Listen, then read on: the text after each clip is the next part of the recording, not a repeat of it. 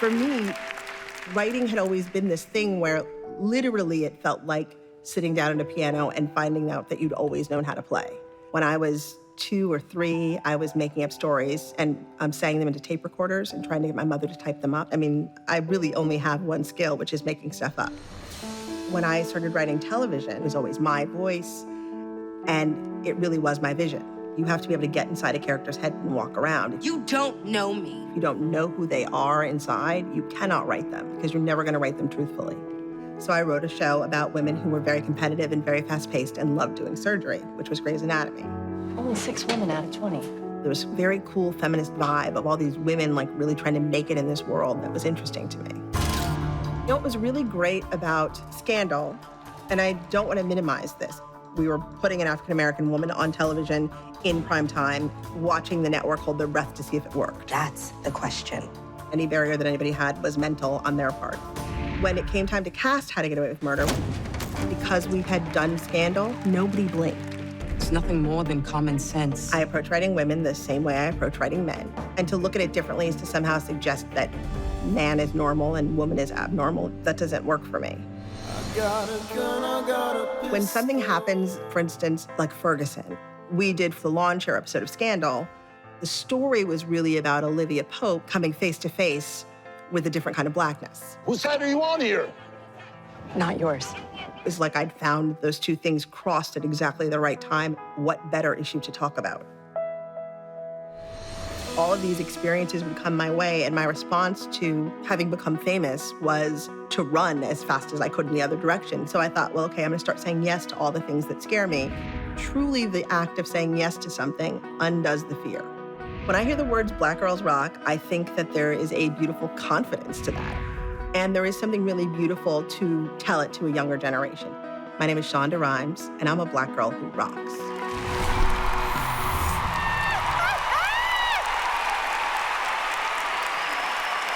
Well, you know, inside, we call her Khaleesi. We know the real Khaleesi is a black woman with 3 dragons, Scandal, Grey's, and How to Get Away with Murder, and a new one in the making.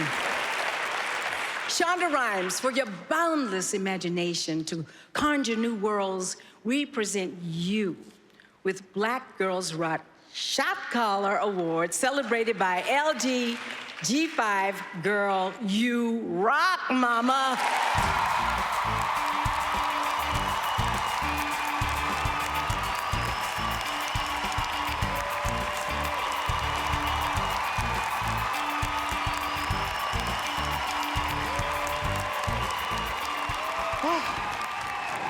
Thank you.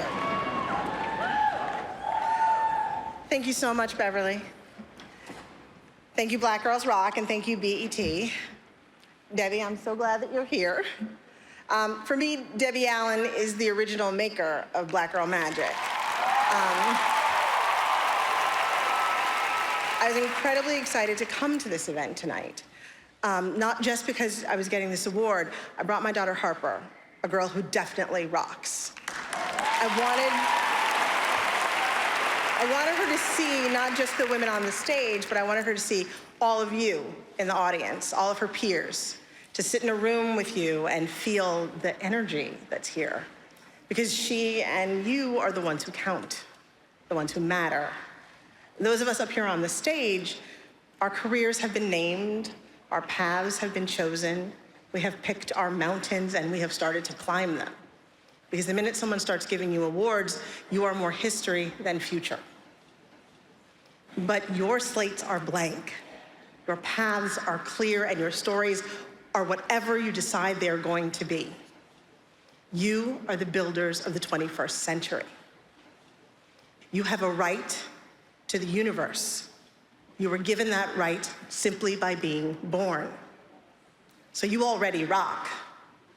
You know you do. And if you don't know, after watching this night, I hope now you know. So,